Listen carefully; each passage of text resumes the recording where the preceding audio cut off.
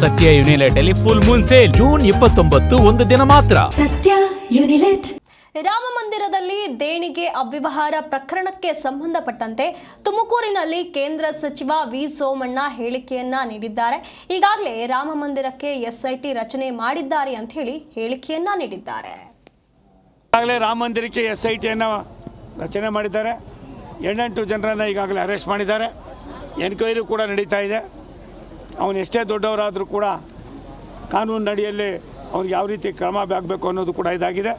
ಆದರೆ ಮಾನಸಿಕವಾಗಿ ಈ ಥರದ ಘಟನೆಗಳು ನಡೆದಾಗ ನಮ್ಮ ದೇಶ ನಡೆದು ಬಂದ ದಾರಿ, ಈ ದೇಶದ ಇತಿಹಾಸಕ್ಕೆ ಎಲ್ಲ ಒಂದು ಕಡೆ ಕಪ್ಪು ಚುಕ್ಕಿಯನ್ನು ಇಟ್ಟಂಗೆ ಆಗ್ತಾಯಿದೆ ಅನ್ನೋದು ಆಗಿದೆ. ಆದ್ದರಿಂದ ಅಲ್ಲಿಯ ಮುಖ್ಯಮಂತ್ರಿಗಳು ಆದ ಸನ್ಮಾನ ಉತ್ತರ ಪ್ರದೇಶದ ಮುಖ್ಯಮಂತ್ರಿಗಳು ತುಂಬ ಗಂಭೀರವಾಗಿ ಇದನ್ನು ತೆಗೆದುಕೊಂಡು ಈ ಪ್ರಕರಣದಲ್ಲಿ ಯಾರು ಎಷ್ಟೇ ಇದ್ದರೂ ಕೂಡ ಕ್ರಮವನ್ನು ತಗೋತಾ ಇದ್ದಾರೆ.